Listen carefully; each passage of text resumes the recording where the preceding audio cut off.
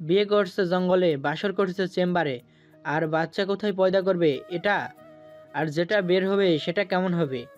ভোরের প্রথম আলো যখন জানালার ফাঁক দিয়ে এসে হৃদির চোখের পাতায় আলতো করে আছড়ে পড়ছি, তখনও চারপাশটা এক অপূর্ব নিঝুমতায় মোড়ানো। বিছানার একপাশে হৃদি তখনও গভীর ঘুমে আচ্ছন্ন। তার প্রশান্ত মুখটা দেখে মনে হচ্ছে পৃথিবীর সব ক্লান্তি যেন এখানেই এসে থেমে গেছে। সৌহার্দ্য একটু আগেই উঠেছে। বারান্দায় দাঁড়িয়ে হাতে এক কাপ কড়া গরম কফি নিয়ে সে গম্ভীর মুখ করে বাইরের দিকে তাকিয়ে আছে। সকালের এই নিস্তব্ধতায় তার মনে পড়ছে গতকালের সেই উত্তাল মুহূর্তগুলোর কথা। হাসপাতালে হৃদিকে নিয়ে যে কাণ্ড সে ঘটিয়েছে তা এখন ভাবলে নিজের উপরই এক অদ্ভুত বিরক্তি কাজ করছে। কিন্তু ওই মুহূর্তে হৃদিকে নিজের কাছে পাওয়ার যে তীব্র আকুতি তার ভেতরে কাজ করছিল তা কেবল সেই জানে। নিজের ভাবনা চিন্তা ছেড়ে সৌহার্দ্য রুমের দিকে পা বাড়ালো। ঘুমন্ত বউটার দিকে এক পলক তাকিয়ে সে ল্যাপটপটা নিয়ে বসল হৃদির পাশে। কাজের ফাঁকে ফাঁকে সে আর চোখে তাকাচ্ছে মেয়েটার দিকে, যেন ভীষণ ক্লান্তিতে কেমন নিস্তেজ হয়ে আছে শরীরটা। সকাল প্রায় ৮টা। হৃদি চোখ মেলতেই দৃষ্টি পড়ল সৌহার্দ্যের ওপর। কেমন গম্ভীর মুখে সে ল্যাপটপে ডুবে আছে। হৃদি নিজের গায়ে থাকা কাঁথাটা সরিয়ে উঠতে চাইলেই যন্ত্রণায় শরীরটা কুঁকড়ে উঠল। আর তখনই মনে পড়ে গেল গতকালের সব কথা। লজ্জায় তার মুখটা রাঙা হয়ে উঠল। হঠাৎ নিজের দিকে তাকাতেই থমকে গেল মেয়েটা। শরীরে একটা সুতোও নেই। অস্বস্তিতে চট করে কাঁথাটা টেনে পুরো শরীর জড়িয়ে নিয়ে সৌহার্দ্যের দিকে না তাকিয়ে কাঁথা দিয়ে নিজের মুখ ঠেকে আমতা আমতা করে সে বলল, আমার পোশাক কোথায়? সৌহার্দ্য ল্যাপটপ থেকে মুখ উঁচু করে হৃদির দিকে তাকালো। তার চোখে তখন এক অদ্ভুত বিরক্তি ও চাপা উত্তেজনার মিশ্রণ। হৃদির আড়ষ্ট লজ্জা আর কাঁপা কাঁপা কণ্ঠস্বর তার ভিতরের সমস্ত ধৈর্য যেন মুহূর্তেই নিভিয়ে দিল। মেজাজ জড়িয়ে সে রুক্ষ কণ্ঠে বলে উঠল, যা দেখার দেখা শেষ, লজ্জা না পেয়ে উঠে ফ্রেশ হয়ে নাও। এখানে শাড়ি ছাড়া কিছু নেই। ওই 14 হাতের কাপড় পরানো আমার পক্ষে সম্ভব ছিল না। আর তোমার ড্রেস ওটা পরে থাকার অবস্থায় ছিল না। হৃদি কাঁথা থেকে বিড়ালের মতো নিজের মুখটা বের করে চোখের পলক নামিয়ে লাজুক ও কাঁপা কাঁপা স্বরে মিনমিন করে বলল, তাহলে আপনি বের হন প্লিজ, আমি চেঞ্জ করব। সৌহার্দ্য কপালে বিরক্তির ভাঁজ ফেলে হৃদির দিকে তাকালো। তারপর বেশ ঠান্ডা ও নির্বিকার কণ্ঠে বলল, তুমি চেঞ্জ করবে আর আমি বের হব কেন? স্টুপিড মহিলা, পারবো না বের হতে। তুমি এভাবে থাকলে আমারই সুবিধা। যখনই মন চাইবে কিছু মিছু করে ফেলবো। বলেই সে আবার উদাসীন ভঙ্গিতে ল্যাপটপে নজর দিল। হৃদি লজ্জা আর অস্বস্তিতে কিছু একটা বলতে চাইল সৌহার্দ্যকে, কিন্তু তার আগেই সৌহার্দ্য ঠোঁট কামড়ে ধরে হৃদির দিকে বাজ পাখির তীক্ষ্ণ দৃষ্টিতে তাকিয়ে শ্লীষের সুরে বলল, এখন লজ্জা পাচ্ছ কেন? গতকাল ওই মুহূর্তে কে জানি আমাকে বলছিল প্লিজ। সৌহার্দ্য বাক্যটা সম্পূর্ণ করার আগেই হৃদি লজ্জায় ও ভয়ে লাল হয়ে কাঁথাটা শরীরে পেঁচিয়ে ঝড়ের বেগে ছুটে এলো। এক মুহূর্ত দেরি না করে সে নিজের ছোট হাত দুটো দিয়ে শক্ত করে সৌহার্দ্যের মুখ চেপে ধরে ফিসফিস করে বলে উঠল, চুপ করুন লাগামহীন লোক, আমি ওসব কিছু বলিনি, একদম মিথ্যা অপবাদ দেবেন না। বলেই চট করে সৌহার্দ্যের মুখ ছেড়ে কাঁথাটা ওভাবেই গায়ে পেঁচিয়ে বাথরুমের দিকে ছুটে পালিয়ে গেল। আর মনে মনে বিড়বিড় করে সৌহার্দ্যকে শতটা গালি দিতে দিতে দরজা বন্ধ করে দিল। বাথরুমের দরজা বন্ধ করতেই হৃদির চোখ আটকে গেল। তার ছড়িয়ে থাকা শাড়ি থেকে শুরু করে প্রয়োজনীয় প্রতিটি জিনিস কি সুন্দর করেই না গুছিয়ে রাখা হয়েছে। মনের কোণে একটা উষ্ণতার ছোঁয়া বয়ে গেল। দ্রুত ফ্রেশ হয়ে সে যখন শাড়িটা পরে বাথরুমের আয়নার সামনে দাঁড়ালো, ঠিক তখনই তার চোখ আটকে গেল প্রতিবিম্বের দিকে। থমকে গেল সে।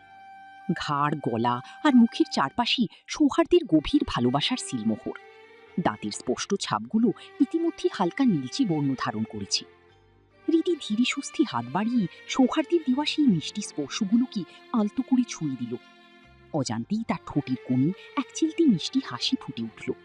কিন্তু পর মুহূর্তেই নিজের বাড়িতে ফেরার কথা মনে পড়তেই তার বুকটা ছ্যাঁত করে উঠল। অস্বস্তিতে আচ্ছন্ন হয়ে গেল মনটা। গলার দাগগুলো হয়তো কোনোভাবে ঢেকে রাখা যাবে, কিন্তু মুখের ঠিক পাশেই এভাবে স্পষ্ট দাগগুলো সে কিভাবে লুকোবে? মানুষটা একটু বেশি অধৈর্য আর আচ্ছন্ন হয়ে পড়েছিল গতকাল। মনে মনে একরাশ অভিমান আর রাগ জমিয়ে হৃদি বাথরুম থেকে বেরিয়ে এলো। সৌহার্দ্যের পাশে গিয়ে শক্ত হয়ে বসে এক দৃষ্টিতে ঠান্ডা ও রাগী দৃষ্টিতে তাকিয়ে রইল তার দিকে। বউয়ের এমন আকস্মিক মেজাজ বদল দেখে সৌহার্দ্য এক চুলও নড়ল না। তার স্বভাবসুলভ গম্ভীর মুখখানা আরও কঠিন করে বরফ শীতল কণ্ঠে সে বলে উঠল, তা কি হলো? এভাবে ভীমরুলের মতো তাকিয়ে আছ কেন? আমাকে খেতে চাও নাকি? Okay baby, come on. এমনিতেই আমার মন ভরেনি। হাসপাতালের বেড ছোট ছিল, ওটাতে স্টুপিড মহিলা। হৃদির রাগ এক দফা বেড়ে গেল। চোখের কোণে জমে থাকা অভিমান আর ঠোঁট কাঁপানো ক্ষোভ লুকিয়ে একটু রাগ দেখিয়ে বিরক্ত হয়ে সে ফুঁসে উঠল। অসহ্য লোক, আপনার বেহায়া মুখটা বন্ধ করেন। দেখেন কি করছেন এগুলো, রাক্ষস একটা। আমি বাড়ি কিভাবে যাব, সবাই কি ভাববেছি? সৌহার্দ্যের বুকের ভিতরটা কেমন যেন মোচড় দিয়ে উঠল। সে এক দৃষ্টিতে হৃদির দিকে তাকিয়ে রইল কিছুক্ষণ। তার নিজেরও ভীষণ খারাপ লাগছে।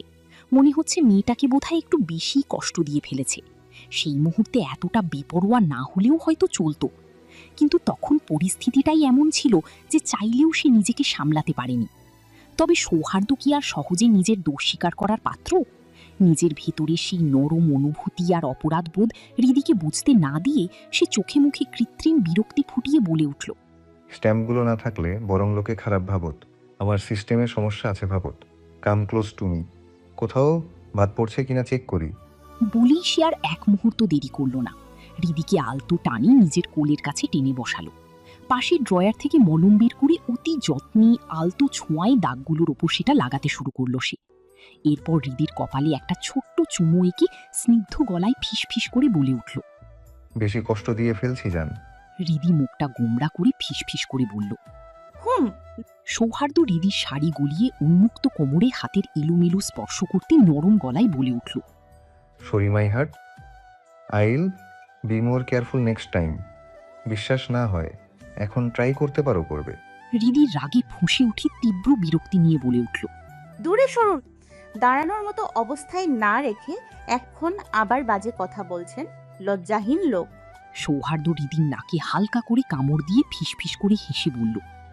বিড়াল একবার মাছের স্বাদ পেলে বারবার চেষ্টা করতে চায়, সুইট হার্ট। হৃদি মুখ বাঁকিয়ে ভেঁকচি কেটে বলে উঠল, হুম। আর সেটা যদি আপনার মতো নির্লজ্জ বিড়াল হয় তাহলে তো কথাই নেই। সৌহার্দ্য এবার একটু গম্ভীর গলায় বিরক্তি প্রকাশ করে বলল, স্টুপিড মহিলা, কথা কম বলে খেয়ে নাও। এখন থেকে বেশি বেশি খেতে হবে, অনেক এনার্জির প্রয়োজন। বলেই পাশের টেবিলের উপর রাখা খাবারের প্লেটটা তুলে হৃদির হাতে ধরিয়ে দিয়ে বলল, আমার একটু কাজ আছে মাই হার্ট, তুমি খেয়ে নাও। ওকে। হৃদি খাবারটা হাতে নিয়ে নিঃশব্দে মাথা নেড়ে সায় দিল। সৌহার্দ্য তখন নিজের কাজে মনোযোগ দিল, আর হৃদি নিজের খাওয়ার ফাঁকে পরম যত্নে সৌহার্দ্যকেও খাইয়ে দিতে লাগল। সৌহার্দ্য আর কোনো কথা না বাড়িয়ে একদম চুপচাপ বাধ্য ছেলের মতো সে খাবার খেতে লাগল। বিকাল প্রায় 4টা বাজে। হৃদি তাদের নতুন বাড়িটার চারপাশ ঘুরে ঘুরে দেখছিল। গতকাল সৌহার্দ্য তাকে এই নতুন বাড়িতে নিয়ে এসেছিল। আগেরবার যখন এসেছিল যাওয়ার সময় আর ভালো করে চারপাশটা দেখা হয়নি, তাই আজ সময় সুযোগ পেয়ে একা একাই সবটা ঘুরে দেখছিল সে। হাঁটতে হাঁটতে হঠাৎ একটা চেরি ফল গাছের নিচে এসে দাঁড়ালো হৃদি। থোকা থোকা ফলগুলো দেখে ভীষণ চেনা চেনা মনে হলেও ঠিক নামটা আর জিভের ডগায় আসছে না। ঠিক সেই মুহূর্তেই হৃদির ভাবনার জগৎ কাঁপিয়ে সৌহার্দ্য এসে দাঁড়ালো ওর পাশে, একদম বউয়ের শরীর ঘেঁষে। হৃদি তখন গাছ থেকে কয়েকটা ফল পেড়ে মুখের মধ্যে পুড়ে নিয়েছে। ফুলকো গাল দুটো উঁচিয়ে সে অবুঝ শিশুর মতো সৌহার্দ্যের দিকে তাকিয়ে প্রশ্ন করল, এই ফলটার নাম কি জানি ডাক্তার সাহেব? আমার না ঠিক মুখে আসছে, কিন্তু কিছুতেই মনে পড়ছে না। সৌহার্দ্য হৃদির দিকে অপলক দৃষ্টিতে তাকিয়ে রইল। ফুলকো গাল আর চঞ্চল চোখে মেয়েটাকে এই মুহূর্তে অবিকল একটা চেরি ফলের মতোই মিষ্টি লাগছে। তবে হঠাৎ মোহনীয় সেই দৃষ্টি হঠাৎই বদলে গেল যখন সৌহার্দ্যের চোখ গিয়ে পড়ল পাশের বাড়ির ছাদের ওপর। সেখানে দাঁড়িয়ে একটা ছেলে এক দৃষ্টিতে হৃদির দিকে তাকিয়ে আছে দেখে সৌহার্দ্যের চোয়াল মুহূর্তের মধ্যে শক্ত হয়ে উঠল। হৃদির চোখের দিকে না তাকিয়ে সে ঠান্ডা গলায় নির্দেশ দিল, রুমে যাও। হৃদি হঠাৎ বুঝতে পারল না তাকে হঠাৎ এমন অদ্ভুতভাবে রুমে যাওয়ার কারণ কি। বাইরে খোলা হাওয়ায় তার বেশ ভালোই লাগছিল, তাই ইতস্তত করে মিনমিন করে সে বলে উঠল। এখন রুমে কে? তার কথা শেষ হওয়ার আগেই সৌহার্দ্য এবার বেশ কড়া গলায় একটা ধমক দিয়ে বসল। I am telling you to go to your room, don't ask a single question. সৌহার্দ্যের এভাবে হুট করে রেগে যাওয়ার কোনো কারণই মাথায় এলো না হৃদির। চরম বিরক্তিতে মুখ ফুলিয়ে সে ভেতর বাড়ির দিকে পা বাড়ালো। মনে মনে রাগী গজগজ করতে করতে বিড়বিড় করে বলে উঠল, আজ তো একটা গিরগিটি কোথাকার, হুটহাট কেন যে এরকম আগুন হয়ে যায় কিচ্ছু বুঝি না। হৃদি আড়ালে চলে যেতেই সৌহার্দ্য আর এক মুহূর্তও অপেক্ষা করল না। সোজা হেঁটে সে চলে গেল পাশের বাড়ির ছাদে, যেখানকার ছেলেটা একটু আগেও এক দৃষ্টিতে হৃদির দিকে তাকিয়েছিল। ছেলেটা তখনও চারদিকে চোখ বুলিয়ে কি যেন একটা খোঁজার চেষ্টা করছে। ঠিক তখনই সৌহার্দ্য নিঃশব্দে তার পিছু পিছু গিয়ে সজোরে পিঠে একটা হাত রাখল। আচমকা ছোঁয়া পেয়ে ছেলেটা চমকে পিছনে ফিরে তাকালো, আর সামনে সৌহার্দ্যকে দাঁড়িয়ে থাকতে দেখি তার মুখের রং এক নিমিষে ফ্যাকাশে হয়ে গেল। ভয়ে ভয়ে আমতা আমতা করে সে বলে উঠল, জি ভাইয়া, কিছু বলবেন? সৌহার্দ্য ছেলেটার আগাগোড়া পর্যবেক্ষণ করে ঠোঁট কামড়ে ঠান্ডা গলায় বলে উঠল, তোকে কিছু বলতে ইচ্ছে করছো না, সোজা করাতে ইচ্ছে করছে। ছেলেটা ভয়ে তোতলাতে গলায় বলে উঠল। মানে? সৌহার্দ্য চারপাশটা একবার ভালো করে দেখে নিয়ে গম্ভীর স্বরে নির্দেশ দিল, ছাদের এই চিকন রেলিংটা ধরে চারপাশ হেঁটে আয়। কথক বলল, কথাটা শুনে ছেলেটা তো রীতিমতো কুপোকাত। এটা 5 তলা বিল্ডিং, এই সরু রেলিং দিয়ে সে কিভাবে হাঁটবে? একবার পা ফসকে নিচে পড়লে তো আর আস্ত রাখা যাবে না, সোজা ইন্নালিল্লাহ কনফার্ম। ভয়ে কাঠ হয়ে সে আমতা আমতা করে বলে উঠল, সরি ভাইয়া, ভুল হয়ে গেছে, আর কখনো এমন হবে না। কথক বলল। সৌহার্দ্য এক মুহূর্ত কি যেন ভাবল, তারপর একদম গমগমে কণ্ঠে চূড়ান্ত রায় শুনিয়ে দিল, ওকে দেন, 500 বার কান ধরে ওঠা-বস করবি, আর সাথে মুখে বলবি, ভাইয়ার বউ আমার মা, কখনো বাজে দৃষ্টিতে তাকাবো না। ছেলেটা অসহায় হয়ে প্রতিবাদ করার জন্য মুখ খুলতেও গিয়েছিল, কিন্তু সৌহার্দ্যের চোখের সেই হিংস্র আগুন দৃষ্টি দেখে গলা শুকিয়ে কাঠ হয়ে গেল। উপায় না পেয়ে সে বাধ্য ছেলের মতো কান ধরে ওঠবোস করতে শুরু করলো, আর ভাঙা গলায় সৌহার্দ্যের শিখিয়ে দেওয়া কথাগুলো আওড়াতে লাগলো। এভাবে করতে মাত্র 100 বারের মতো টান দিতেই ভয়ে ও ক্লান্তিতে ছেলেটার মাথা ঘুরে সে সোজা ছাদের মেঝেতে লুটিয়ে পড়ে গেল। দৃশ্যটা দেখে সৌহার্দ্য এক মুহূর্তও দেরি করল না। সে দ্রুত সামনে ঝুঁকে ছেলেটার কলার খপ করে চিপে ধরে পরপর কয়েকটা কষিয়ে ঘুষি বসিয়ে দিল। তারপর ফিস ফিস করে হিস হিসিয়ে উঠল, ওটা আমার পবিত্র ফুল, চোখ দিয়েও যদি কেউ ওর দিকে বাজে দৃষ্টিতে তাকানোর দুঃসাহস দেখায়, কসম খোদার পুঁতে ফেলো একদম। আজকের পর থেকে তোর জন্য এই বাড়ির আশপাশও নিষিদ্ধ। ঠিক 1 ঘন্টার মধ্যে এই বাড়ি ছাড়বি, নইলে কিন্তু সোজা দুনিয়া থেকেই ছাড়িয়ে দেব। কথাটা যেন মাথার মধ্যে ভালো করে গেঁথে থাকে। বলেই সে আর এক সেকেন্ডও সেখানে দাঁড়ালো না, হন হন করে পায়ে ছাদ থেকে বেরিয়ে গেল। আসলে পুরো ঘটনার পিছনে কারণটা অন্য কিছু ছিল। একটু আগে হৃদি যখন বাগানে দাঁড়িয়ে চেরি ফলগুলো মুখে পুড়ে মুখ ফুলিয়ে অবুঝ শিশুর মতো সৌহার্দ্যের সাথে কথা বলছিল, তখন আনমনে তার ঠোঁট দিয়ে সামান্য রস গড়িয়ে পড়েছিল। পাশের ছাদ থেকে দাঁড়িয়ে সেই দৃশ্যটাই ওই ছেলেটা খুব নিচু মানসিকতা নিয়ে দেখছিল, এবং কেমন এক বিকৃত ও বাজে ইঙ্গিতে নিজের ঠোঁট চাটছিল, যা নিখুঁতভাবে ধরা পড়ে গিয়েছিল ঠিক সৌহার্দ্যের তীক্ষ্ণ চোখের নজরে। রাত প্রায় 10টা। ফারিস নিজের রুমে বসে গভীর মনোযোগ দিয়ে কিছু জরুরি ফাইল চেক করছিল। ঠিক তখনই রিবা এসে চুপচাপ ফারিসের পাশে বসল এবং কাঁধে মাথা এলিয়ে দিয়ে মুখ ফুলিয়ে নালিশের সুরে বলে উঠল, নির্লজ্জ এমপি, আপনি আমাকে একটুও ভালোবাসেন না, আমাকে একটুও সময় দেন না, অথচ আগে তো আমার পিছনে সারাদিন ঘুরঘুর করতেন।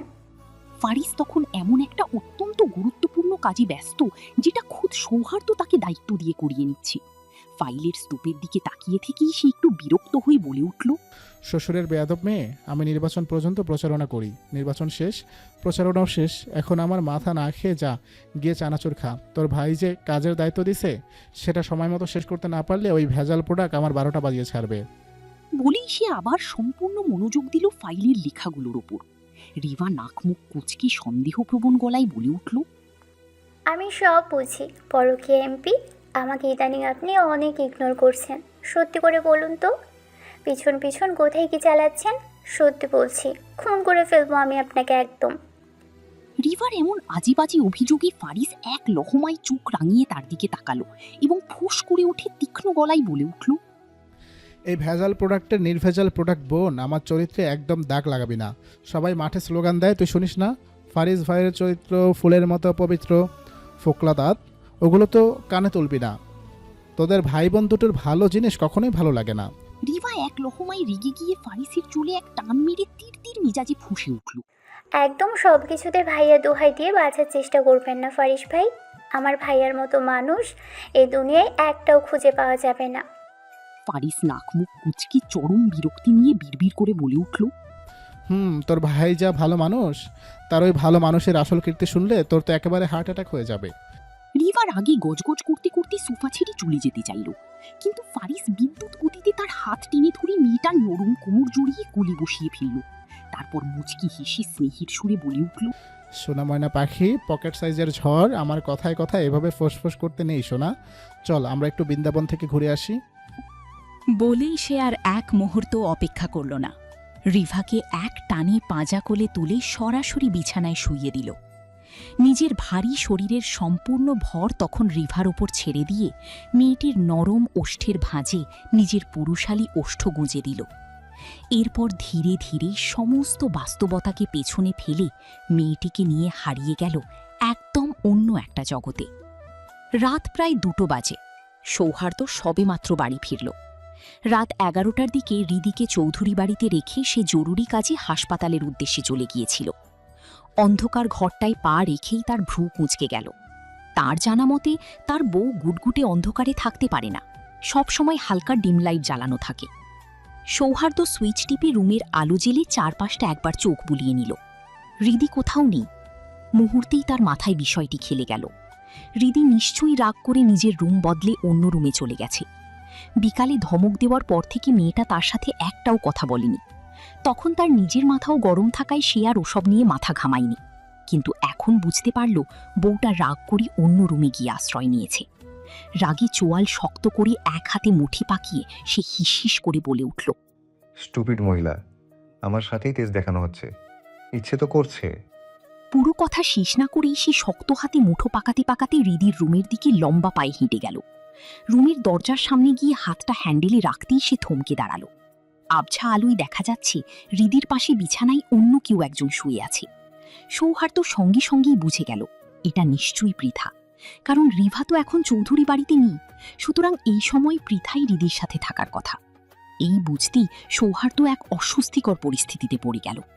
তার জীবনে মা ছাড়া আর কেবল হৃদি, এই দুই নারী ছাড়া সে কখনো অন্য কোনো নারীর দিকে চোখ তুলেও তাকায়নি। রিভাকে সে নিজের ছোট বোনের মতো ভালোবাসে ও তার থেকেও সে যথেষ্ট দূরত্ব বজায় রাখে। আর পৃথার সাথে তো প্রয়োজন ছাড়া সে কোনোদিন কথাই বলেনি। এখন ঘুমন্ত অবস্থায় মেয়েটার জামা কাপড় ঠিক আছে কিনা সেটাও তো সে নিশ্চিত নয়।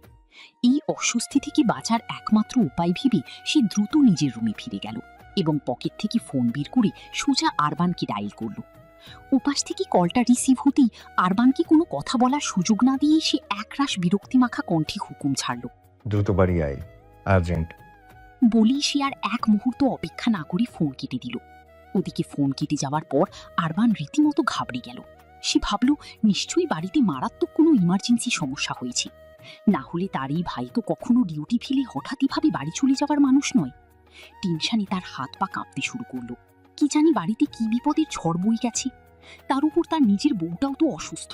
সব মিলিয়ে এক অজানা আশঙ্কায় সে তাৎক্ষণিকভাবে নিজের ডিউটিটা পাশের এক কলিগকে বুঝিয়ে দিয়ে পাগলের মতো বাড়ির উদ্দেশ্যে ছুটে চলল।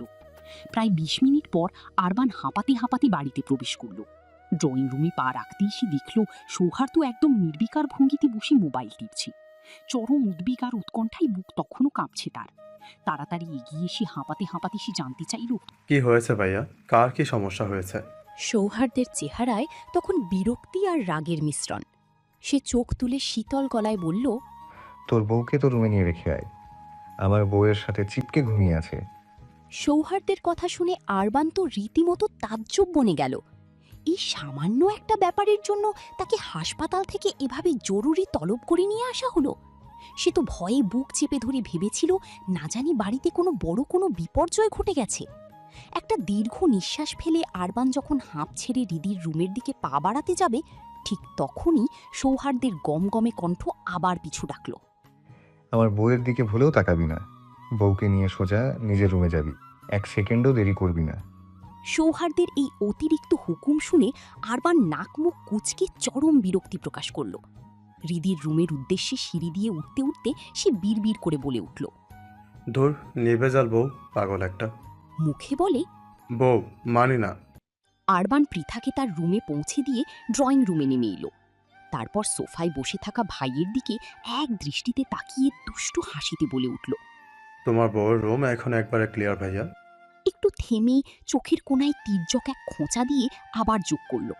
তা ভাইয়া, তুমি না মুখে বলো ঋতুকে নিজের বউ বলে মানো না, তাহলে আজ এক ঋতু ছাড়া থাকতে পারছো না কেন বলো তো? সৌহার্দ্য তখন আনমনে নিজের ফোন স্ক্রিনে কিছু একটা দেখছিল। ছোট ভাইয়ের এমন কথায় সে গম্ভীর হয়ে গেল। কোনো উচ্চবাচ্য না করেই নির্বাক কণ্ঠে শীতল অথচ শান্ত গলায় জবাব দিল। মানি না ওটাকে আমার বউ আর মানবও না। তুই বাড়ি ফিরে তোর বউকে রুমে না দেখলে টেনশন হতি, তাই তোর বউকে তোর রুমে নিয়ে যেতে বলছি। এখন বাজে কথা না বলে নিজের কাজে যা, ইডিয়েট। সৌহার্দ্যের এমন কাঠখুট্টা আচরণ দেখে আরবান একটা দীর্ঘশ্বাস ফেলল। ভাইটার এমন জিদ আর আড়ষ্ঠতা দেখি মনে মনে চরম হতাশা জমল তার। ভাইয়ের পাশ দিয়ে নিজের রুমের দিকে এগোতে এগোতে সে বিড়বিড় করে উঠল। এক হালে বাচ্চা পয়দা করেও বলবেন বউ মানি না। ফারিস ভাই ঠিকই বলে, এটা একটা আজব জিনিস। আরবান নিজের রুমের দিকে চলে যাওয়ার পর সৌহার্দ্য এক দৃষ্টিতে সেদিকে তাকিয়ে রইল। তারপর পকেটে ফোনটা গুঁজে দিয়ে সে সোজা রিদির রুমের দিকে এগিয়ে গেল। দরজা ঠেলে ভেতরে পা রাখতেই তার বুকের ভেতর জমে থাকা রাগটা যেন এক লহমায় দ্বিগুণ হয়ে মাথাছাড়া দিয়ে উঠল। কি অদ্ভুত দৃশ্য! তার বউটা কি মায়াবী ভঙ্গিতে একটা তুলতুলে বিড়াল ছানাকে নিজের বুকের সাথে জড়িয়ে ধরে পরম শান্তিতে ঘুমিয়ে আছে। দেখলে মনে হবে আস্ত কোনো নিজের বাচ্চা। সৌহার্দ্য বিরক্তির চরম সীমায় পৌঁছে আলতো করে বিড়াল ছানাটাকে তুলে নিতে গেলে, কিন্তু বিপত্তিটা বাঁধল তখনই। ওইটুকু একটা ছানার মিষ্টি ঘুমটা এভাবে হুট করে ভেঙে যাওয়ায় সে জলজলে চোখে সোজা সৌহার্দ্যের মুখের দিকে তাকিয়ে ফ্যাল ফ্যাল করে চাইল। সৌহার্দ্য চোখ ছোট করে চরম বিরক্তি ভরা দৃষ্টিতে বিড়ালটার দিকে তাকিয়ে ফিস ফিস করে হুমকি দিয়ে উঠল। স্টুপিড বিড়াল, তোর এত বড় স্পর্ধা হয় কি করে আমার বউয়ের বুকে এভাবে ঘুমানোর? নিজের বউটাকে তো এখনো ঠিকমতো বুকে জড়িয়ে ঘুমাতেই পারলাম না, আর তুই কিনা। এরপর যদি আর একবার তোকে আমার বউয়ের আশপাশেও দেখি, সোজাসুজি অ্যামাজনের জঙ্গলে গিয়ে ছেড়ে দিয়ে আসব। কিন্তু ছানাটা যেন সৌহার্দ্যের সেই রক্তচক্ষু বা হুমকির বিন্দুমাত্রও তোয়াক্কা করল না। উল্টো ঘর কাঁপিয়ে সশব্দে মিউ মিউ করে ডেকে উঠল। সৌহার্দ্য কিছু একটা বলতে যাবে তার আগেই রিদি ধরফড়িয়ে বিছানা থেকে জেগে উঠল। মিকিকে সৌহার্দ্যের কোণে এভাবে ঝুলতে দেখে পলকে তঞ্জা কেটে যাওয়ায় উদ্বিগ্ন গলায় সে বলে উঠল, এ কি, আপনি বাচ্চাটার সাথে কি করছেন? সৌহার্দ্য এক পলক রিদির দিকে তাকালো। সদ্য ঘুম ভেঙে যাওয়ায় মেয়েটার মুখটা সামান্য ফুলে একদম তুলতুলে রসগোল্লার মতো হয়ে আছে। রাগ লাগলেও বউয়ের আদুরে চেহারা দেখে সৌহার্দ্য জোর করে নিজেকে দমিয়ে ফেলল। তারপর অনিচ্ছা সত্ত্বেও বিড়াল ছানাটার তুলতুলে গায়ে একটা আঙুল বুলিয়ে ভ্রু কুঁচকে গম্ভীর গলায় বলল, আর কি করব? তোমার এই স্টুপিড বিড়ালের সাথে দেখতে পাচ্ছ না আমি ওকে ইম্পর্টেন্ট হেলথ টিপস দিচ্ছি। সৌহার্দ্যের এমন আজগুবি ও বানোয়াট কথা শুনে রিদি একদম বেকুব বনে গেল। নাক মুখ কুঁচকে সে বিরক্তি প্রকাশ করে বলল, আশ্চর্য, একটা অবুঝ প্রাণী এসবের কি বোঝে যে আপনি ওর সাথে ডাক্তারি ফলানো শুরু করেছেন? আর এক মুহূর্তও ধৈর্য ধরে রাখতে পারল না সৌহার্দ্য। বিড়াল ছানাটাকে একপাশে বিছানায় আলগোছে নামিয়ে রেখে সে চরম তিরিক্ষি মেজাজে খাপছাড়া কণ্ঠে হুকুম ছাড়ল, রুম ছেড়ে এখানে এসেছ কেন স্টুপিড? ফার্স্ট রুমে চলো, আমি ঘুমাব। হৃদিও নাছোড় বান্দা। সেও মুখ ফুলিয়ে নিজের রাগ জাহির করে বিরক্ত গলায় বলে উঠল, যাব না আমি আপনার সাথে, একটুও ভালো লাগে না আমার। সারাক্ষণ শুধু আপনার ওই উগ্র মেজাজ আর ধমকাধমকি। যেদিন থেকে আমাকে ধমক দেওয়া বন্ধ করবেন, শুধু সেদিনই আপনার রুমে যাব, তার আগে নয়। এক টানে পুরো কথাটা এক নিঃশ্বাসে বলে মেয়েটা হাঁপাতে লাগলো। সৌহার্দ্য কপাল কুঁচকি এক দৃষ্টিতে বউয়ের এই তেজ দেখে যাচ্ছিল। এতক্ষণ বেশ মন দিয়েই সে রিদি সব নালিশ শুনছিল, কিন্তু শেষমেশ আর সহ্য হলো না। কোনো কথা না বাড়িয়ে সে এক ঝটকায় রিদিকে সোজা পাঁজা কোলে তুলে নিল।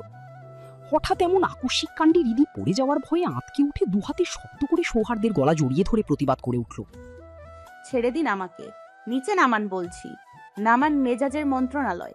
সৌহার্দ্য রাগী দৃষ্টি রিদির ওপর ফেলে ধমক দিয়ে হুঙ্কার ছাড়ল, আর একবার হাত পা ছোড়াছুড়ি করলে সোজা ছাদ থেকে নিচে ছুঁড়ে ফেলবো স্টুপিড। বলেই সে রিদির আরো একটু কাছে ঝুঁকে এলো। তারপর ঠোঁট কামড়ে একদম তার কানের কাছে মুখ নিয়ে অদ্ভুত এক নরম অথচ গম্ভীর স্বরে ফিসফিস করে বলে উঠল, চুরুন শব্দটা আমার ডিকশনারিতে নেই বউ। এখন থেকে মুখে শুধু একটাই শব্দ বলবে, ধরুন আমাকে। ওকে সুইট হার্ট। কথাটা শেষ করেই সে আর এক মুহূর্ত দেরি করল না। রিদিকে ওই অবস্থায় কোলেই জড়িয়ে ধরে সোজা নিজের রুমের দিকে লম্বা পায়ে পা বাড়ালো। রিদিকে বিছানায় আলগোছে শুইয়ে দিয়ে সৌহার্দ্য নিজের পরনের শার্টটা খুলে ফেলল। কিন্তু তার ঠিক পরেই যখন সে রিদির দিকে এক পা বাড়ালো, অমনি মেয়েটা ভয়ে একদম ছিটকে বিছানার অপর প্রান্তে সরে গেল। সৌহার্দ্য ভুঁকুচকি কণ্ঠে খানিকটা আলতো বিরক্তি মিশিয়ে বলে উঠল, হোয়াট? এমন হলো ব্যাঙের মতো ছিটকাচ্ছ কেন? রিদি বুক কাঁপানো ভয়ে ঢোক গিলে আমতা আমতা করে বলে উঠল, আপনি এভাবে এগোচ্ছেন কেন আমার দিকে? সৌহার্দ্য এবার ঠোঁটে এক ফালি বাঁকা হাসি টেনে বলল, তুমি মনে মনে যা ভাবছো ঠিক সেটাই বেবি। তাই বেশি কথা না বাড়িয়ে সোজা কাছে এসো, রাতের বাকি কাজটুকু সেরে নি। কথাটা কানে যেতেই রিদি ভয়ে একেবারে গুটিয়ে গিয়ে নিজেকে আরো দূরে সরিয়ে নিল। ভয়ে কেঁপে ওঠা গলায় সে বলে উঠল, একদম না, দূরে সরুন বলছি, রাক্ষস একটা। এখনো আমার রিদির মুখের কথা মুখেই রয়ে গেল। তাকে আর একটাও সুযোগ না দিয়ে সৌহার্দ্য যেন একটু কৃত্রিম বিরক্তি দেখিয়ে বলে উঠল, স্টুপিড, আমি স্রেফ ঘুমানোর কথা বলছি। তোমার মাইন্ড এত খারাপ কেন বউ? তবে পরমুহূর্তেই কেমন যেন দুষ্টুমি মাখা চোখে বউয়ের দিকে তাকিয়ে সে আবার যোগ করল, 1 মিনিট, তুমি নিজে থেকে ইনিয়ে বিনিয়ে আমাকে অন্য কোনো প্রস্তাব দিচ্ছ না তো? শোনো, দিলেও আমার এখন বিন্দুমাত্র মুড নেই, এসে ঘুমোবো। সৌহার্দ্যের এমন বিপরোয়া ও নির্লজ্জ কথা শুনে রিদি রীতিমতো তাজ্জব। রাগে অভিমান ফুলিয়ে সে ফায়ার হয়ে বলে উঠল, ছি, অসভ্য লোক, শুধু বাজে কথা, মুখ না, যেন শয়তানের ফুল টাইম অফিস। বউয়ের এত অভিমান আর বকবকানির বিন্দুমাত্র তোয়াক্কা করল না সৌহার্দ্য। সে বিছানায় শুয়ে পড়ে এক হ্যাঁচকা টানে রিদিকে সোজা নিজের শক্তপোক্ত বুকের ওপর টেনে নিল। তারপর তার নরম চুলে হাত বুলিয়ে একদম কানের কাছে মুখ নিয়ে গভীর ও উষ্ণকণ্ঠে ফিসফিস করে বলে উঠল, অনেক হয়েছে, close your eyes sweet heart. চারপাশটা তখন একদম নিস্তব্ধ। ঘড়ির কাঁটা মধ্যরাত পার করে অনেক দূর চলে গেছে। কেবল দূরের কোনো কুকুরের মৃদু ডাক আর জোনাকির মিটিমিটি আলো রাতের গভীরতাকে আরও নিবিড় করে তুলেছে। একটানা ঝিঁঝি পোকার শব্দে চারপাশের নীরবতা যেন আরও বেশি ভারী হয়ে উঠেছে। রাত তখন প্রায় 3টে বাজে। আরবানের কাঁধে মাথা এলিয়ে চোখ বন্ধ করে আছে পৃথা। রিদির ঘর থেকে আনার পর থেকে মেয়েটা কয়েকবার বমি করে একদম নিস্তেজ হয়ে পড়ে আছে। অসহায় এক দৃষ্টিতে পৃথার দিকে তাকিয়ে আছে আরবান। মাত্র 2 দিন আগেও যখন পৃথার মুখে বাবা হওয়ার সুসংবাদটা শুনেছিল, খুশিতে আরবানের চোখে জল চলে এসেছিল। সেই অনুভূতিটা ছিল একদম অন্যরকম, যেটা কাউকে বলে বোঝানো সম্ভব নয়। কিন্তু আজ পৃথার এই কষ্টার্জিত অবস্থা দেখে নিজের ভিতর তীব্র এক আফসোস দানা বাঁধছে। পৃথার চুলে হাত বুলিয়ে ভেঙে আসা কণ্ঠে সে ফিসফিস করে বলে উঠল, বেশি খারাপ লাগছে লাজুকলতা? আমার মনে হচ্ছে আমার সিদ্ধান্তটাই ভুল ছিল। বাচ্চার ব্যাপারে আমাদের আরও কিছুদিন পরে ভাবা উচিত ছিল। তোমার এই কষ্ট আমি কিছুতেই সহ্য করতে পারছি না। পৃথা আরবানের অপরাধী দৃষ্টি দেখে ঠোঁটে এক চিলতে মিষ্টি হাসি ফুটিয়ে তোলার চেষ্টা করল। ক্ষীণ অথচ দৃঢ় কণ্ঠে বলল, আমার একদম কষ্ট হচ্ছে না, বরং অনেক আনন্দ হচ্ছে। মা হওয়ার অনুভূতিটা সত্যিই অদ্ভুত সুন্দর। আপনি একদম টেনশন করবেন না, আমি একদম ঠিক আছি। মাঝে মাঝে একটু শরীর খারাপ লাগে, এই যা। অথচ সত্যি বলতে পৃথার ভেতরটা তখন চরম কষ্টে ভেঙে পড়ছিল। সারাদিন পেটে একদানাও কিছু না পড়ায় অনবরত বমিতে তার শরীর যেন বিদ্রোহ করছিল। তবুও ভালোবাসার মানুষটিকে একটুও চিন্তায় ফেলতে চাইছে না সে। পৃথার এই লুকোচুরি বুঝতে পেরে আরবান বিছানার পাশেই রাখা ছোট ড্রয়ার থেকে কিছু শুকনো খাবার বের করে তার সামনে বাড়িয়ে দিল। খাবারগুলোর দিকে তাকাতেই পৃথার নাক মুখ আরও কুঁকড়ে গেল। ওগুলো দেখলেই তার বমি পাচ্ছে। কিন্তু এই অবস্থাতেও খালি পেটে রাখা বিপজ্জনক বুঝে আরবান মায়া আর একটু জোর মিশিয়ে তাকে অল্প কিছু খাইয়ে দিল। খাওয়া শেষ হতেই পরম যত্নে পৃথাকে শুইয়ে দিল আরবান। তারপর কপালে একটা চুমু দিয়ে পুনরায় হাসপাতালের উদ্দেশ্যে ঘর থেকে বেরিয়ে পড়ল। মাত্র ঘণ্টাখানেকের জন্য আসা হলেও পৃথার এমন করুণ অবস্থা দেখে তার ফিরতে অনেকটাই দেরি হয়ে গেছে। ভোর প্রায় 5টা। চারপাশের স্নিগ্ধ নীরবতা ভেদ করে বিছানায় এক অপরূপ আবেশ। আষ্টেপৃষ্ঠে রিদিকে নিজের কোলবালিশের মতো জড়িয়ে ধরে শুয়ে আছে সৌহার্দ্য। ঘুমের ঘোরে হৃদিও একটা ছোট্ট খরগোশ ছানার মতো লিপ্টে আছে তার উন্মুক্ত বুকের গভীরের শান্ত আশ্রয়ে। হঠাৎ করেই ঘরের সেই গভীর ঘুমন্ত নীরবতা চিরে তীক্ষ্ণ শব্দে বেজে উঠল সৌহার্দের ফোনটা। বিরক্তিতে মুখ কুঁচকে চোখ বন্ধ রেখেই হাত বাড়িয়ে ফোনটা কানে ঠেকাল সে। ওপাশের কথা শুনে গলার সমস্ত ক্লান্তি আর বিরক্তি ঝেড়ে ফেলে তার কণ্ঠস্বর মুহূর্তেই হয়ে উঠল পেশাদার ও গমগমে। Okay, get the OT ready. I am on my way. Call doctor Sujan and tell him to come immediately. Quick. কলটা কেটে দিয়ে সৌহার্দ্য যখন হৃদির বাঁধন থেকে নিজেকে ছাড়িয়ে উঠতে চাইল, অমনি হৃদি ঘুমের আলস্যেই তাকে আরও শক্ত করে জড়িয়ে ধরল। হৃদির কপালে আলতো একটা চুমু এঁকে সৌহার্দ্য নরম অথচ দৃঢ় কণ্ঠে ফিসফিসালো। আমাকে যেতে হবে, যান ছাড়ো। ঘুম জড়ানো পিটপিট করে চোখ মেলেই সৌহার্দ্যের দিকে তাকিয়ে হৃদি আদুরে গলায় জিজ্ঞাসা করল, এত সকালে কেন যেতে হবে? সৌহার্দ্য একটানে তার কোমরটা আরও কাছে টেনে নিয়ে কানের কাছে মুখ নিয়ে ধীর কণ্ঠে বলল, ইমার্জেন্সি এসেছে, যান। কথাটা কানে যাওয়ার সাথেই হৃদির আলস্য ভেঙে গেল। সে নিজেই সৌহার্দ্যকে ছেড়ে দিল। সৌহার্দ্য আর এক মুহূর্ত নষ্ট না করে একটা সাধারণ টি শার্ট আর জিন্স প্যান্ট হাতে দ্রুত ওয়াশরুমের দিকে পা বাড়াল। সৌহার্দ্য বাথরুমে ঢুকতেই হৃদি বিছানা ছেড়ে চটজলদি রান্নাঘরে গিয়ে তার জন্য হালকা কিছু নাস্তা তৈরি করে নিয়ে এলো। ওদিকে সৌহার্দ্য ওয়াশরুম থেকে বেরিয়ে ড্রেসিং টেবিলের সামনে দাঁড়িয়ে নিজের চুলগুলো ঠিক করে নিচ্ছে। হৃদির হাতে নাস্তার প্লেট দেখি সে ঘড়ির কাঁটার দিকে এক পলক তাকিয়ে ব্যস্ত গলায় বলে উঠল, আমার সময় নেই হার্ট, তুমি খেয়ে নাও, আমাকে এখনই বের হতে হবে। কিন্তু হৃদি যেন আজ নাছুড় ভান্দা। সৌহার্দ্যর কথায় বিন্দুমাত্র পাত্তা না দিয়ে সে চোখ দিয়ে কড়া শাসন করে বলে উঠল, না খেয়ে এক পাও ফেলতে পারবেন না, আমি ভালো করেই জানি। একবার হাসপাতালে গেলে দুপুর পর্যন্ত আপনার নিজের খাওয়ার কথা আর মনেই থাকবে না। তাই আমাকে রাগাবেন না বলছি, চুপচাপ ভালো ছেলের মতো এটা খেয়ে নিন। বউয়েরই নাছুড় ভান্দা অধিকার বোধ দেখি সৌহার্দ্য আর নিজের গম্ভীরতা ধরে রাখতে পারল না। প্লেটটা হৃদির হাত থেকে নিয়ে ড্রেসিং টেবিলের ওপর রেখে সে পিছন থেকে হৃদিকে জড়িয়ে ধরে আয়নার সামনে দাঁড়ালো। আয়নায় দুজনের একসঙ্গে প্রতিবিম্বের দিকে তাকিয়ে সে গম্ভীর কিন্তু আদুরে কণ্ঠে ফিসফিসালো, মিসেস সৌহার্দ্য, আজকাল আপনি আমাকে একদমই ভয় পাচ্ছেন না দেখছি। ব্যাপার কি হুম? হৃদি এক হাত উপরে তুলে সৌহার্দ্যের যত্ন করে গোছানো চুলগুলো একটু এলোমেলো করে দিয়ে মিষ্টি হেসে বলল, ভয় তো পাই। যখন ওই বাঘের মতো চোখ পড়ে তাকান, তখন মনে হয় আমার এই ছোট্ট বুকটা কেঁপে বুঝি বেরিয়ে আসবে। হৃদির এই নিষ্পাপ আর ছটফটে কথা বলার ভঙ্গি দেখে সৌহার্দ্য আর হাসি আটকে রাখতে পারল না। হৃদিকে পরম যত্নে ছেড়ে দিয়ে নিজে সামান্য খেয়ে তাকেও খাইয়ে দিল। তারপর হৃদির কপালে একটা স্নিগ্ধ চুমু এঁকে সে ঘর ছেড়ে হাসপাতালের উদ্দেশ্যে বেরিয়ে গেল। সকাল প্রায় 9টা ছুঁই ছুঁই। কচি রোদে ঝলমল করছে কলেজ মাঠটা। সবুজ ঘাসের ওপর একটা বেঞ্চে বসে আছে হৃদি, সুমি, পৃথা আর সাইম। চারপাশের কোলাহলের মাঝেও একটা চাপা থমথমে ভাব। পৃথা সেই কখন থেকে নাক মুখ কুঁচকে বাঁকা চোখে হৃদির দিকে তাকিয়ে আছে, যেন এখনই গলা টিপে ধরবে। হৃদির ভেতরের মেজাজটা চরমে চড়ে গেল, আর সহ্য করতে না পেরে বিরক্তিতে মুখটা ভেঙচে সে বলে উঠল, সমস্যা কি বলতো? এভাবে গিলে খাচ্ছিস কেন আমাকে? কিছু বলার হলে বল ভাই। তোর এভাবে তাকানো আমার হজম হচ্ছে না। হৃদির কথা শুনে পৃথা আর নিজেকে ধরে রাখতে পারল না, চটপট তেড়ে উঠে বলে উঠল, তুই যেটা করছিস ঠিক করছিস? স্যার যদি জানতে পারে তোর কি হবে? এটাকে এক প্রকার চুরি বলে।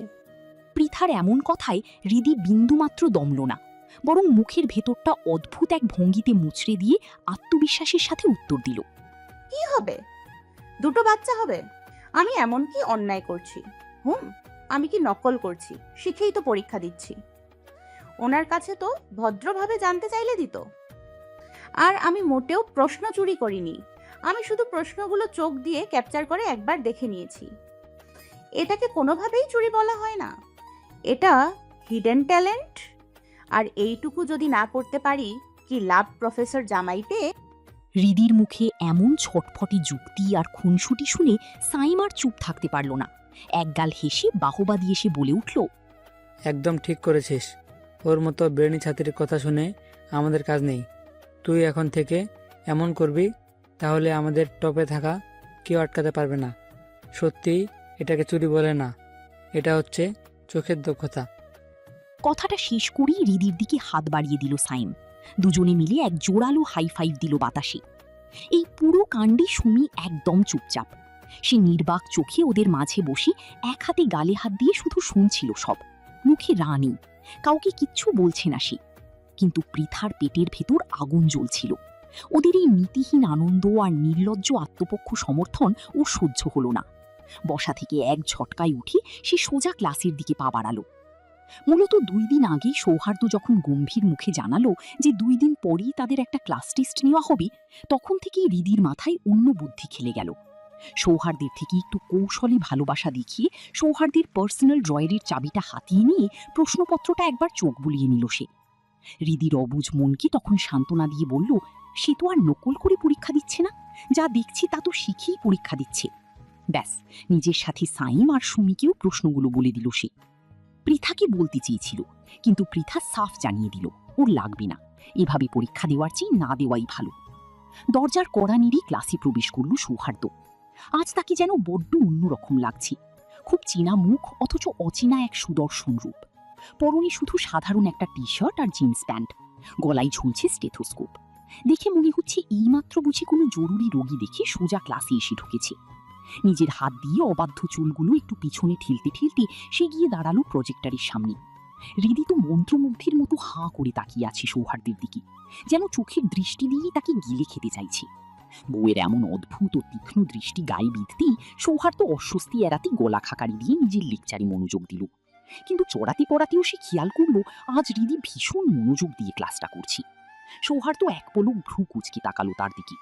নিজের অভিজ্ঞতায় সে ভালো করেই জানে হৃদির এমন মন দিয়ে ক্লাস করার কোনো বালাই আগে কখনোই ছিল না। কোথাও যেন একটা বড় ধরনের গরমিল আছে। টানা আধা ঘন্টা লেকচার দেওয়ার পর সৌহার্দ্যের গম্ভীর গলাটা ক্লাসের পিনপতন নীরবতা ভেঙে ভেসে এলো। আজ তোমাদের একটা ছোট ক্লাস টেস্ট নেওয়া হবে। কথক কথাটি শেষ হতে না হতেই সে ডেস্কে রাখা প্রশ্নপত্রগুলো একে একে সবার মাঝে বিলি করতে শুরু করল। হৃদির চোখের সামনে প্রশ্নপত্রটা পড়ার সঙ্গে সঙ্গেই সে ক্ষণিকের জন্যেও আর দেরি করল না। ঝড়ের বেগে খাতাটা নিজের দিকে টেনে নিয়ে তরতর করে কলম চালাতে শুরু করল। খাতার ওপর তার ঝুঁকে পড়ার ভঙ্গিটা দেখে মনে হচ্ছিল এই মুহূর্তে পৃথিবীর তাবৎ দুশ্চিন্তা আর কোলাহল পেছনে ফেলে তার অস্তিত্বের পুরোটাই সঁপে দেওয়া হয়েছে ওই সাদা কাগজের কালো কালির আঁচড়ে।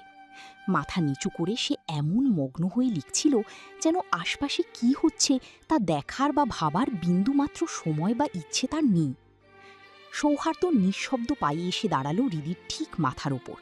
তার তীক্ষ্ণ চোখের কোণে জমে আছে চেনা সেই সংশয়ের ভাঁজ। আজকের এই অস্বাভাবিক মনোযোগ তার অভিজ্ঞ মনে কিছুটা সন্দেহের সৃষ্টি করছে। শুধু হৃদিই নয়, সাইমের অবস্থাও বেশ অদ্ভুত। অন্যদিন ক্লাসে থাকলে যারা একে অন্যের খাতায় উঁকিঝুঁকি মারত, আজ তারা দুজনেই কেমন যেন অদ্ভুত নীরবতায় এক মনে লিখে চলেছে। সৌহার্দ্য প্যান্টের পকেটে এক হাত গুঁজে শক্ত হয়ে দাঁড়িয়ে রইল হৃদির ঠিক পাশেই। মাথার উপর তার এই সন্দেহ ভরা উপস্থিতি টের পেতেই হৃদির বুকটা একবার কেঁপে উঠল। কলম ধরার হাতটাও যেন এক মুহূর্তের জন্য থেমে গেল। কিন্তু পরক্ষণেই নিজেকে কঠোরভাবে সামলে নিয়ে সে আবার লেখায় মন দিল। নির্দিষ্ট সময় পেরিয়ে যাওয়ার পর সৌহার্দ্য নিজের হাতের ঘড়িটার দিকে এক দৃষ্টিতে তাকিয়ে সময় মেপে নিল। তারপর ঘড়ির কাছ থেকে চোখ সরিয়ে ক্লাসরুমের গুমোট নীরবতা ভেঙে এক অদ্ভুত ভারী কণ্ঠে বলে উঠল, টাইম আপ, স্টপ রাইটিং। বলেই সে সাইমের দিকে তাকিয়ে নির্দেশ দিল, সব আনসার শিট কালেক্ট করে আমার চেম্বারে নিয়ে এসো। সাইম মাথা নেড়ে সাই জানালো। যাওয়ার আগে সৌহার্দ্য এক পলক হৃদির দিকে তাকিয়ে গম্ভীর পায়ে ক্লাসরুম ছেড়ে বেরিয়ে গেল। সৌহার্দ্যর চেম্বারে আনসার শিটগুলো হাতে নিয়ে দাঁড়িয়ে আছে সাইম। চেম্বারের এক কোণে তখন রোগী দেখায় ব্যস্ত সৌহার্দ্য। শেষ রোগীর প্রেসক্রিপশন লেখা শেষ হতেই সে চোখ তুলল সাইমের দিকে, গমগমে স্বরে নির্দেশ দিল, টেবিলের উপর রাখো। সাইম দ্রুত খাতাগুলো টেবিলের উপর রেখে পিছু ফিরে বেরিয়ে যেতে উদ্যত হতেই সৌহার্দ্যের রাগান্বিত কণ্ঠ গর্জে উঠল, স্টপ দেয়ার। তক্ষুনি শিউরে উঠল সাইম।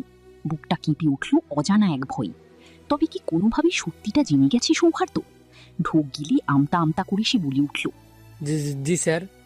সৌহার্দ্য ততক্ষণে টেবিল থেকে সাইম, হৃদি আর সুমির খাতাগুলো একে একে টেনে নিয়ে চেক করতে শুরু করেছে। খাতার পাতার উপর চোখ বুলোতেই তার মুখটা কঠোর হয়ে উঠল, তাচ্ছিল্যের হাসির সঙ্গে ব্যঙ্গাত্মক গলায় সে বলে উঠল, বাহ, তোমরা দেখছি রাতারাতি বড্ড মেধাবী হয়ে গেছে। তা হঠাৎ এত মেধার উৎসটা কি?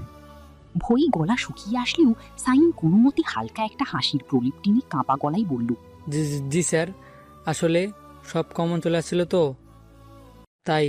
আর যাই কোথায়, রাগে চোখের মনে লাল হয়ে উঠল সৌহার্দ্যের। সাইমের দিকে তীক্ষ্ণ দৃষ্টিতে তাকিয়ে এমন এক ধমক দিল সে, যাতে পুরো কেবিনটা কেঁপে উঠল। Tell me the truth now or you will be punished today.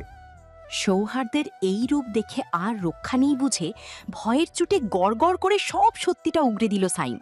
কিন্তু সত্যিটা সামনে আসতেই সাইমের নিজের অবস্থাও হয়ে গেল বেকুবের মতো। সে তো শুরুতে বুঝতেই পারেনি আসল ঘটনা কি। সে তো ভেবেছিল সৌহার্দ্য নিজেই বুঝি ইম্পর্টেন্ট প্রশ্নগুলো ভালোবেসে তার বউকে জানিয়ে দিয়েছে, আর সেই সুবাদেই রিদি তাদের সাহায্য করছে। কিন্তু কলেজে আসার পর সে জানতে পেরেছিল যে রিদি আসলে সৌহার্দ্যের অজান্তে সম্পূর্ণ লুকিয়ে ওই প্রশ্নগুলো দেখে নিয়েছিল।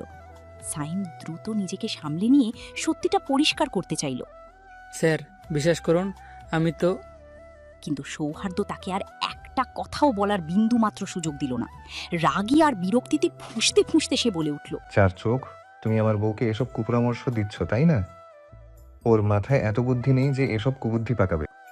সাইম কিছু একটা বলতে গিয়েও আটকে গেল, কিন্তু সৌহার্দ্যের রাগ তখন তুঙ্গে।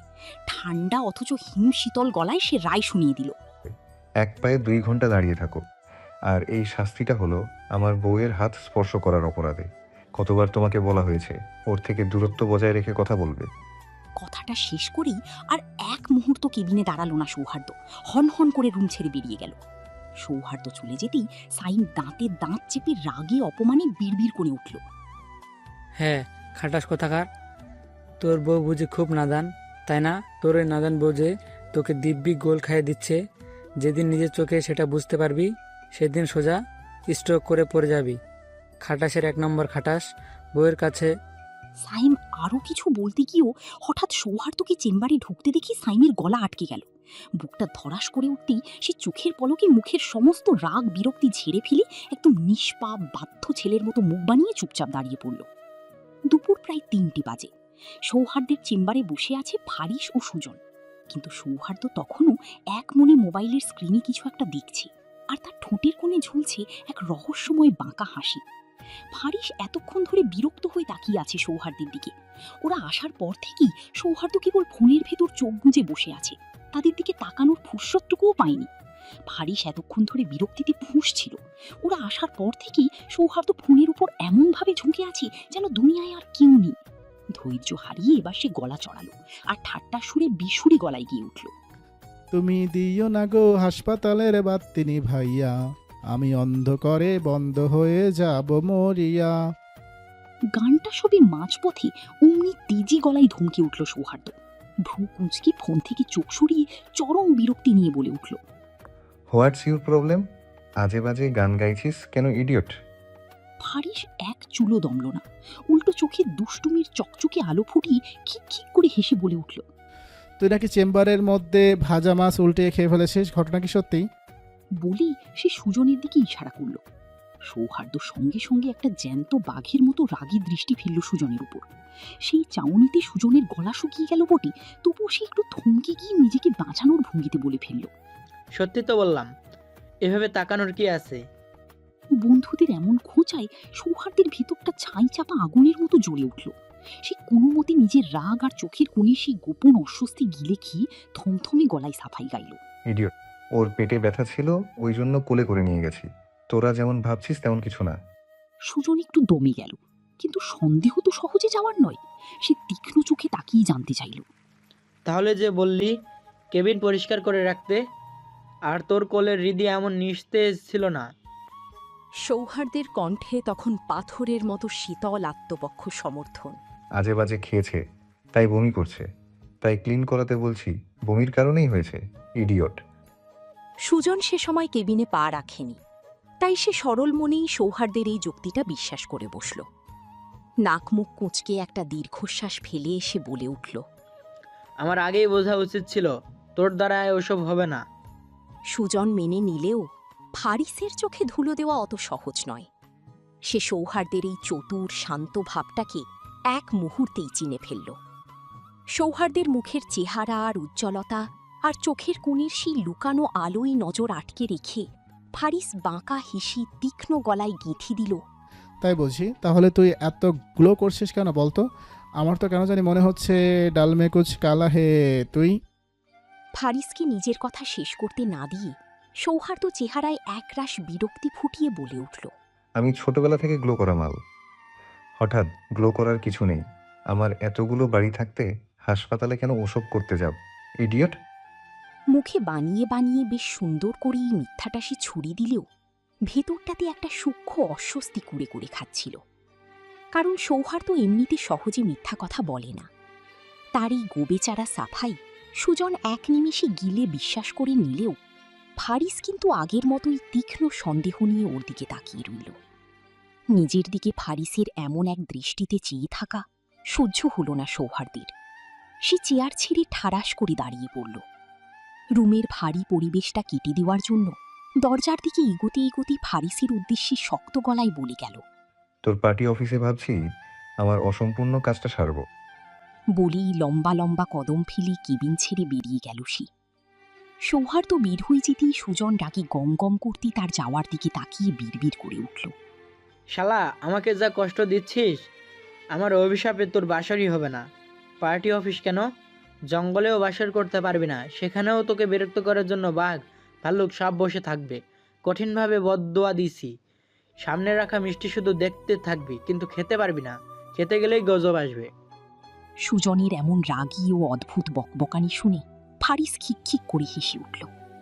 চেয়ার ছেড়ে উঠতে উঠতেই সে সুজনের কাঁধে একটা চাপড় মেরে ঠাট্টার সুরে বলে বসল, ওকে, এভাবে বদদোয়া দিতে দিতে তুই সৌহার্দের বাচ্চার দাদা হয়ে যাবি, কিন্তু নিচে বাপ হতে পারবি না।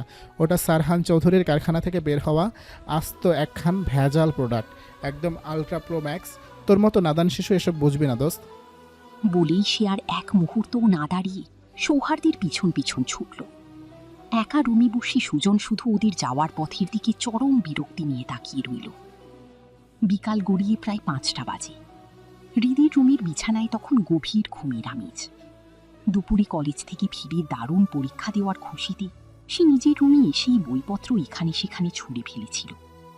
এরপর মোবাইল স্পিকারে আমের বাগান গানটা ছেড়ে দিয়ে উড়াধুরা নেচেছিল। উত্তেজনার সেই ঘোর কাটতে না কাটতেই ক্লান্ত হয়ে কখন যে ঘুমিয়ে পড়েছি তা সে টেরই পায়নি। আলতো করে হৃদির রুমের দরজা ঠেলে রুমে প্রবেশ করলেন শাহেদা চৌধুরী।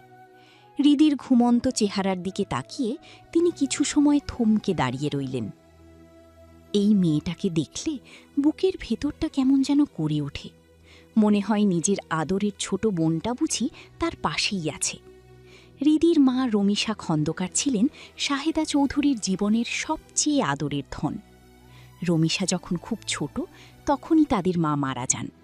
সেই থেকে নিজের মায়ের স্নেহে ছোট বোনকে বুক আগলে বড় করেছেন শাহেদা চৌধুরী, কখনো মায়ের অভাব বুঝতে দেননি। তাই বাড়ির সবাই হৃদিকে মেনে নিতে না পারলেও তিনি তাকে একটুও পর ভাবতে পারেননি। হৃদির জন্মের পরই তিনি মনে মনে এক অদ্ভুত সিদ্ধান্ত নিয়েছিলেন, নিজের এই আদরের বঞ্ঝিকে একমাত্র ছেলের বউ করে চিরকালের মতো নিজের কাছে রেখে দেবেন। সবার অগোচরে আকরাম খানের কাছেও কথাটি বলে রেখেছিলেন তিনি। কিন্তু আকরাম খান হৃদিকে অসম্ভব ভালোবাসতেন, তাই তিনি তাকে সরাসরি কোনো পাকা কথা দেননি। কারণ তিনি সৌহার্দ্যকে খুব ভালো করেই চিনতেন। ছোটবেলা থেকেই বেপরোয়া আর উগ্র মেজাজের ছেলে হিসেবে সৌহার্দ্যকে তিনি একদমই পছন্দ করতেন না। আকরাম খানের স্পষ্ট কথা ছিল, হৃদির মতো শান্ত স্নিগ্ধ একটি মেয়ের সাথে সৌহার্দ্যর মতো উগ্র স্বভাবের ছেলের কোনো মিলই হতে পারে না। এই নিয়ে তিনি বহুবার শাহেদা চৌধুরীকে সরাসরি না করে দিয়েছিলেন।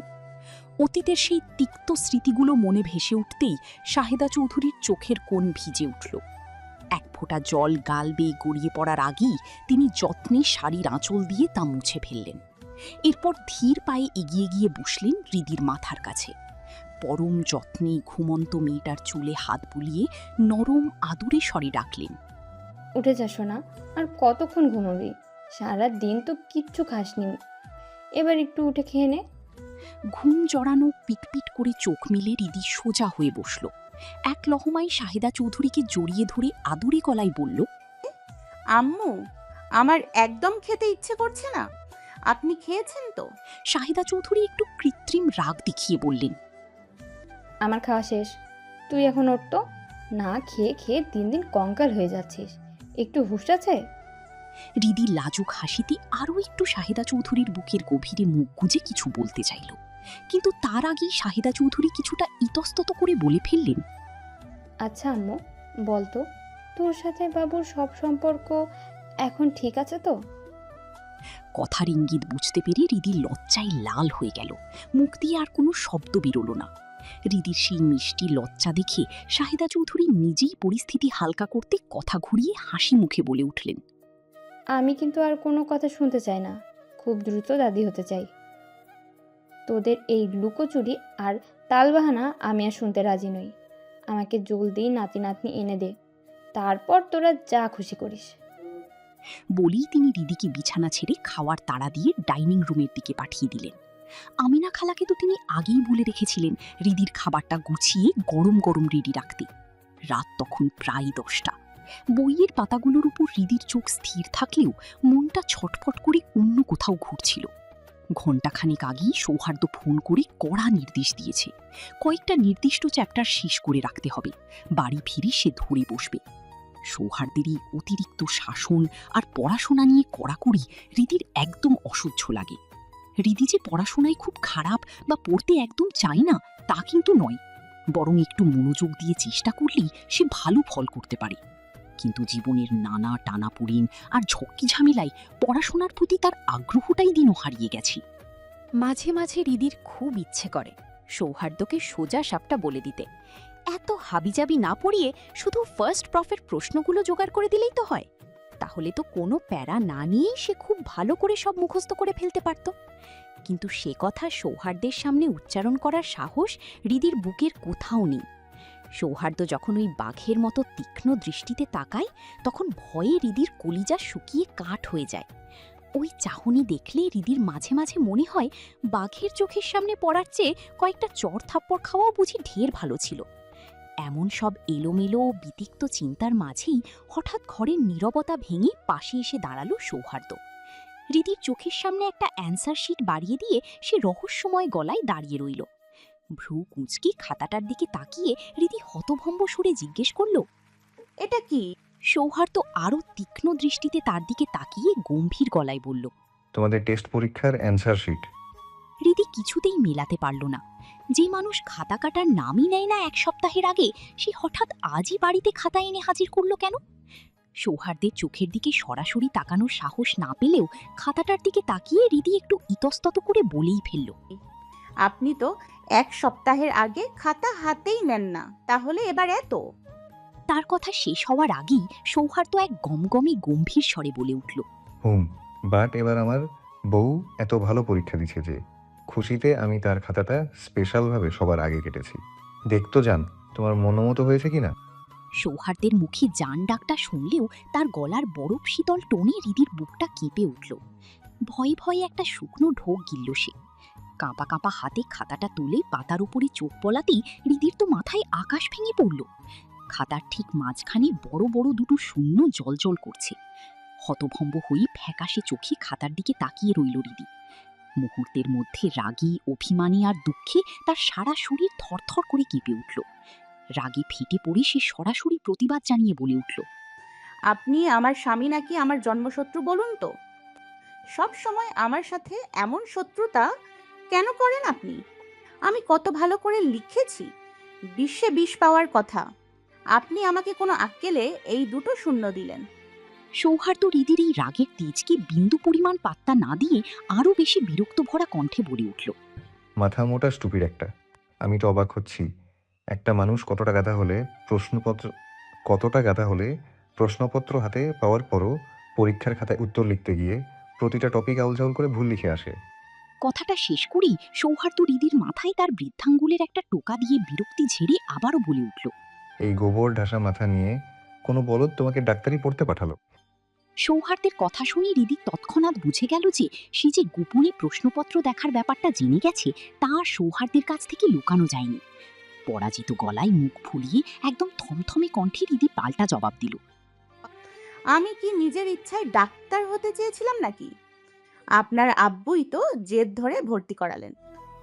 আমার শখ ছিল আমি সিআইডি অফিস। তার কথা পুরোপুরি শেষ হতে না দিয়েই সৌহার্দ্য এমন একটা পিনপতন করা রাগী দৃষ্টি রিদির উপর নিক্ষেপ করলো যে রিদির গলার বাকি কথা গলাতেই আটকে গেল। জ্বলন্ত দৃষ্টিতে তাকিয়ে সৌহার্দ্য বলে উঠল, ইউ স্টুপিড। তুমি যদি সিআইডি হতে তবে দেশের সব সন্ত্রাসী কোনো ভয় না পেয়ে নিশ্চিন্তে ঘরে বসে আরামসে লুডো খেলতো। তোমার যে বুদ্ধির বাহার, তাতে তোমাকে দিয়ে তদন্ত তো দূরের কথা, কোনো মামলার ফাইলও ছুঁতে দেওয়া নিরাপদ না। রিদি রাগে ফুঁসতে ফুঁসতে সৌহার্দ্যের দিকে তাকাতেই সৌহার্দ্য তার চেয়েও 3 গুণ রাগী দৃষ্টিতে তাকিয়ে গম্ভীর ও ভারী কণ্ঠে বলে উঠল, এই মেয়ে, তোমার কাছে ডাক্তারি কি ছেলে খেলা মনে হয়? তুমি জানো একজন ডাক্তারের ওপর কতগুলো মানুষের জীবন মরণ। কথাটা বলতে গিয়েও রিদির চোখের কোণে জমে থাকা কান্না দেখে সে হঠাৎ থেমে গেল। বুক চিরে দীর্ঘশ্বাস বেরিয়ে এলো সৌহার্দ্যের। পরমুহূর্তে নিজের সব রাগ কোথায় যেন হারিয়ে ফেলে সে রিদির কোমরটা জড়িয়ে ধরে তাকে নিজের বুকের আরও কাছে টেনে নিল। তারপর নিজ হাতে পরম যত্নে রিদির চোখের পানি মুছে দিল। কিন্তু পরক্ষণেই কি মনে হতেই দুষ্টু হাসিতে তার চোখ দুটো চকচক করে উঠল। রিদির কানের কাছে মুখ নিয়ে এক নিষাক্ত কণ্ঠে ফিসফিস করে বলে উঠল, দুপুরে কি যেন গানে নাচা হচ্ছিল ম্যাডাম, আমের বাগান নাকি যেন, ওটা আমার মোটেও ভালো লাগেনি। কথাটা শেষ করেই সে রিদিকে আরও নিবিড়ভাবে নিজের সাথে মিশিয়ে নিয়ে তার নরম গালে এক গভীর উষ্ণ চুমু এঁকে দিল। তারপর আরও একটু ঝুঁকে ফিসফিস করে আবদার জানালো, তোমাকে 2টো রসগোল্লা দেওয়ার খুশিতে আমাকে আশিক বানাইয়া গানে একটা হট ডান্স দেখাও যান প্লিজ। সৌহার্দ্যের মুখে এই কথাগুলো শুনে রিদির পায়ের তলার মাটি যেন সরে গেল। সে যে দুপুরে ঘরে একা একা দরজা বন্ধ করে নিচে ছিল তা সৌহার্দ্য কিভাবে জানল? তাদের রুমে সিসি ক্যামেরা লাগানো আছে, এই ভয়ঙ্কর সত্যটা জানার পর থেকেই তো রিদি যত আকাজ আছে সব নিজের রুমে গিয়ে করে। ভয়ে, লজ্জায় আর অস্বস্তিতে রিদির বুকটা কেঁপে উঠল। হঠাৎ কিছু একটা মনে পড়তে সে ভয়ে ভয়ে চমকে তাকালো সৌহার্দ্যের দিকে। রিদির এমন ভীত চমকে ওঠা দৃষ্টি দেখে সৌহার্দ্য একটু ঝুঁকে রিদির টি শার্ট কিছুটা সরিয়ে ঘাড়ে নিজের খোঁচা খোঁচা দাড়ির সাহায্যে মুখ ঘষতে ঘষতে বলল, তুমি যেটা ভাবছো সেটাই হার্ট। রিদি আমতা আমতা করে তুতলিয়ে বলল, কবে থেকে? সৌহার্দ্য যেন আরো বেশি বিপরোয়া হয়ে উঠল। রিদির সাথে দূরত্বটুকু পুরোপুরি ঘুচিয়ে সে আরো বেশি ঘনিষ্ঠ হয়ে বসল। রিদির টি শার্ট খোলার চেষ্টায় হাত চালাতে চালাতে নিজের চোখে সমস্ত নেশা ঢেলে দিয়ে ফিস ফিস করে বলে উঠল, যবে থেকে জানতে পেরেছি তুমি আমার বউ। সৌহার্দ্যের এই কথাটি রিদির কানে যেন আছড়ে পড়ল কোনো দুরন্ত বজ্রপাতের মতো। হায় আল্লাহ, এই এক ছাদের নিচে ওই রুমটার ভেতরে বসে সে মনে কত কি না ভেবেছি, কত শত পাগলামি করেছি। এই ভেবেই মেয়েটার শ্যাম বর্ণ গাল দুটো লজ্জায় টকটকে লাল হয়ে উঠল। চরম লজ্জা আর আড়ষ্টতা লুকিয়ে সে রাগী চোখে সৌহার্দ্যের দিকে তাকিয়ে বলে উঠল, লুচ্চা পুরুষ। তখন তো এমন ভাবে থাকতেন যেন ভাজা মাছ উল্টে খেতে পারতেন না। ছি। কথাটা গলায় আটকে রেখে পুরোপুরি শেষ করতে পারল না রিদি। তার আগেই সৌহার্দ্য ক্ষিপ্র গতিতে রিদির নরম ঠোঁট দুটো নিজের দখলে নিয়ে নিল, চিরতরে বন্ধ করে দিল তার সমস্ত তিরস্কার।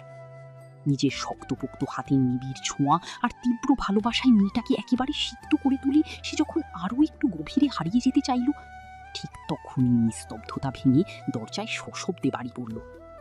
বিরক্তিতে নাক মুখ কুচকে রিদিকে আলতো হাতে সরিয়ে দিয়ে সৌহার্দ্য রাগে গজগজ করতে সোফায় গিয়ে ধপ করে বসে পড়ল। রাগে তার সারা শরীর যেন জ্বলে পুড়ে ছাড়খাড় হয়ে যাচ্ছে। যখনই সে নিজের বউটাকে কাছে পেতে চায় তখনই যেন ঠিক কালবৈশাখী ঝড় এসে যায়।